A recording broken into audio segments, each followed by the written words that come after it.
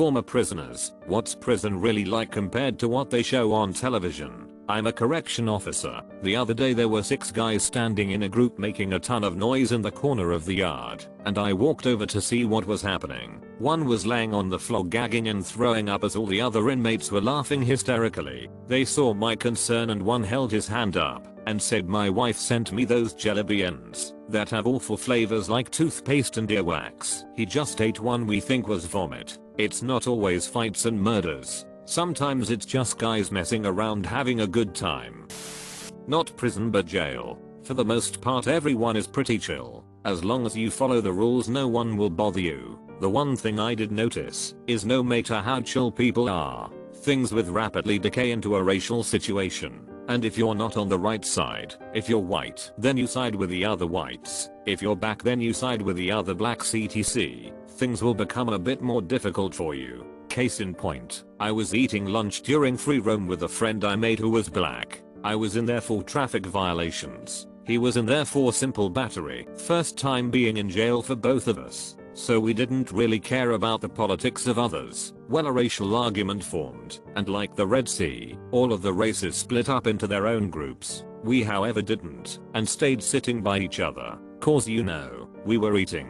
Nothing is going to disturb our dinner. Later on we're both told that, if something like the racial fight ever happens again, that for our own safety, we should go to our own races. Thankfully I was released after 3 months, and didn't have to deal with any other racial fights. I had a buddy who was in for about 3 years for marriage fraud. He said there are a lot less fighting than he thought. Turns out people just want to do their time and leave. Fighting adds time to your sentence, so they generally avoid it. He was in low security though initially, moved to medium after a fight. Ironic, so maybe it's worse in prisons with more lifers. USA, the food tastes great. You hear prison food is horrible but no really, it's horrible. Place smelled like dog poop when I got in. It was weird, not that it stinks, but that it isn't sweat and bathroom smell. Now that's dog poop smell. I'm a purveyor of cheap food. I've gone to great lengths to see how cheap I can find food I deem eatable. I've eaten the cheapest garbage that dollar stores refuse to sell cooked in the worst ways possible because it can't go to waste. Nothing I've ever eaten rates lower than everything I ever ate in prison. It defies everything your brain and body know about food and is the first step in the process to break your mind down from human being to less than animal. Smells like dog poop because the nutritional quality is the equivalent of bottom dollar dry dog food and basic cleaning and sanitization products aren't available. Even if you're a nice clean person and for some technicality the guards will treat you like a dog in a cage they are paid to watch that does funny things sometimes. If they let you out the door free and innocent, you're on your own. Bus stop is 4 miles away. You need a cab. Oh, phone's inside. No, you can't come back in. Bye. Prisons are like exactly what kids describe the horrors of school life as, but with no teachers and the staff isn't instructed to teach you. They're instructed to punish you without torturing you. And it's 24 hours a day. Everything is concrete, no sunlight, and basically no objects or stimulus anywhere. 60 Days In is probably the best version I've seen, but there is so much downtime and most of the time people are trying to make time pass. Everyone is always trying to set up relationships on the outside. Something I learned was if nobody in your cell knows who you are, and you know you're there short term, just lie about what you do, but don't be an idiot. That is, if you work at Target say you work at Walmart or just say you don't do anything. You don't know who to trust. When you leave everyone wants your stuff. I worked in a prison, in the office, not as a co. It was minimum security, with about half the offenders completing what's called a state jail sentence of 2 years. We were offered free lunch, but it was the same as the inmates. Surprisingly, most of the time the food was actually pretty good. Very high calorie though. Someone told me that was so that if there was an issue and the kitchen had to be shut down for a while, inmates would have their caloric needs met for the day. I have no idea if that's true though. We had trustees that would work in the front office with us. They weren't behind any kind of gate. They would clean around the office. The ones I met were always very nice and respectful, and people in the office were nice and respectful in return. The job wasn't super hard. From what I saw, it was probably pretty boring dusting stuff they'd dusted the day before, cleaning the same bathroom over and over again. In training, they make you believe you should be wary all the time and would tell the women things like, if you get taken as a hostage, they will hurt you, and things like that. I'm sure that's more of an issue at units with very violent offenders. Mine did have violent offenders, plenty of them, but things were generally very routine. Of course, there was a ton I never saw, because I was usually in just a few areas of the unit, and not really interacting with offenders, except to say thank you, and things like that. Horrible, terrible people become normalized when you spend years with them. I've caught myself many times thinking he's a pretty good guy about inmates only to later find out what they did. One of the good guys was in for stabbing his 3-year-old daughter to death. Through the neck and head. Divorce going bad. Nobody gets the child sort of thing. The worst part for me is even after knowing what they did, still treating them too kindly. Basic things like genuinely asking how they are doing. Being polite and respectful. Then the thought of their victim pops up in my head, and I picture myself there, as the crime is happening, and snapping back to how I'm currently interacting with them like nothing is wrong. As though what the victim went through doesn't matter to anyone anymore. Almost like I'm betraying them. It does not feel great. June of 2007 is involved in a single vehicle DUI accident which resulted in the death of my passenger and friend. As a result, I was sentenced to 141 months in the Oregon prison system. Reading through all the comments, it's painfully obvious other than a few nobody did any real time. In some ways it's much worse than TV, in some ways it's much better. Nobody speaks of the incredible amount of loss and waste our prison systems create. And I'm not talking about recycling. No, I'm talking about the psychological and emotional damage done on both sides by the situations created by the system's design itself. However, I will leave with this, and those I saw some of the most powerful and moving displays of human compassion and kindness, and on the other side I saw some of the most despicable, disgusting acts and human degradation, and they weren't all just a beatdown. I had a brief stint for a non-violent non-property crime. I also had work release, so that was nice. But for me, it was like a stricter indoor summer camp. I was housed with like 200 inmates in my dorm.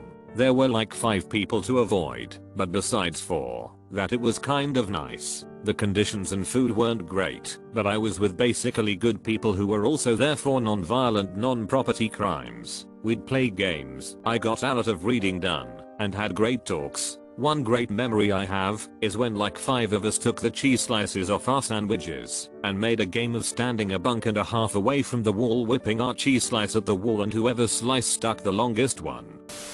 Former correctional officer here. The biggest issue on both sides is boredom, but I was happy to take that over an interesting night. A lot less paperwork. My first night on the job, I was braced for the worst. As I passed by one of the tables in the day room, an inmate stopped me and asked if I played bridge. When I said no, he replied, "Damn, we needed a 4th." Never trusted any of them, of course, but that was the first clue that maybe it wasn't like the movies. Those documentaries you see on TV, they film for weeks, sometimes months, in the most notorious prisons they can find, just to get enough footage for a 1-hour episode, and a lot of that hour is people talking about the 2 minutes of footage they showed. I never could get my wife to understand that. She was always afraid for me at work. After my OJT period, I was assigned to the maximum security / punitive segregation unit. Theoretically the worst offenders. Even there, I might have 5 minutes of interesting in a week at most. I was required to rotate out for a week every couple of months to give me a break from the high risk assignment. I always wondered why nothing went on in the hole either.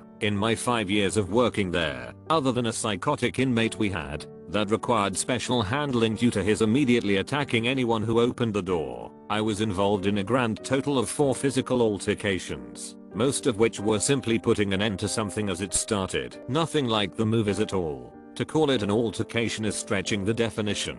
I would say, in the prison I worked in at least, that 90% of the issues we had were the direct result of boredom in one way or another, on both the inmate or an officer's part. To be honest, some prisons are hellholes, I'm told, though I can't speak to them as I never worked there. Not prison, but short period of time in jail while waiting to transfer to rehab. First time was a city jail that sucked. Random inmate threatened me, so I was held in classification the entire time. Basically spent 2 weeks detoxing, talking, drawing, Food sucked but the girls on my block were nice. Second time was in a country jail. Better food. Overcrowded. Didn't even have a cell. Just overflow room with bunks. It was nice to not be locked in my room. The girls were catty and annoying. I just stuck to myself and waited for transfer to rehab. Second time did the trick. 6 years clean on 5 over 31 and no plans to try jail a third time. I did 8 months in a woman's state jail and the most surprising part was how caring and supportive the women are. We were placed in pods of around 50 women, and in every pod I was transferred to there was always a motherly figure who took care of the weak/ill/new inmates. Of course there were always a few troublemakers, but for the most part all the women wanted the best for each other and celebrated milestones like schooling and upcoming releases together. The guards were atrocious and left us mostly to fend for ourselves. They were too busy having relationships with the most vulnerable inmates. The jail I was in was actually shut down a few months after my release for numerous infractions. The final straw was they put a woman complaining of stomach pains in solitary and had a doctor tell her she was just constipated. She was actually 24 weeks pregnant and had the baby alone in the toilet of her cell. I'm a little torn over my experience. It was over 10 years ago. I'm a recovering alcoholic and got in some trouble with the law, got a few too many tickets, and had to spend 60 days in jail. So my experience wasn't like hardcore prison or anything, but it was still pretty bad. You get there, and you're in this initial holding area, where you stay there for anywhere from 24 hours to a week depending on how many available beds they have. In that room, you're in this gymnasium type area with bunk beds with all these other people who are also just now being processed. People up at night sobbing. Drug addicts going through withdrawals pooping themselves. Literally, you're basically just waiting to see where they take you next. You don't get anything except for your inmate clothes, sheets, a towel, and a bar of soap. If you want a toothbrush, deodorant, shampoo, toothpaste, lotion, a brush, anything, you have to get it from commissary, and it can take weeks. If you have a nice cellmate, sometimes they share. Breakfast is as early as they feel like it. I was woken up for breakfast at 4 AM one day. The food is terrible. Powdered milk. Only thing that tasted good was this cinnamon bread they gave you. Sometimes when people were too depressed to eat, they'd give it away, and so you got extra. Lunch/dinner, you get whatever they feel like giving you. They would always throw in Kool-Aid packets. And still to this day the smell of Kool-Aid makes me sick. They gave us books. We had a whole cart we could choose from. I think I read 8 books while I was there because there wasn't much else to do. I did a lot of fitness stuff in my cell. I had a daily routine. Lost about 20 pounds while I was in there. You get a decent amount of time out with the other inmates. If you want to play cards, you better know how to play spades, because that's all they play. Most inmates I were with were actually really decent people struggling through some sort of addiction they got arrested for. I once had a group of 8 inmates sitting together. Everyone was giggling like a little kid while I taught them how to do origami. Pure childlike joy in such a dark and ugly place. The officers hated me for it. Don't take food to your bunk from mealtime. I got put on 24-hour lockdown for sneaking cookies into my bunk. Lol. Shady things happens behind the scenes. An officer had gotten released from duty for getting an inmate pregnant right before I got there.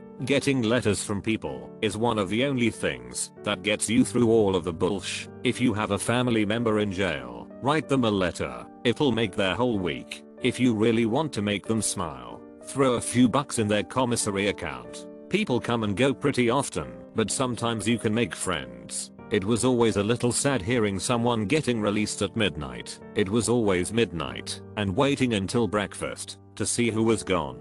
But then when I finally got released, it was the best feeling ever. All I wanted was a bacon cheeseburger, a Dr. Pepper, a hot shower, and a comfortable bed. It's really just the little things that remind you you're free. Still to this day, sometimes I look around and have to remind myself that I'm absolutely thriving compared to the girl I was back then.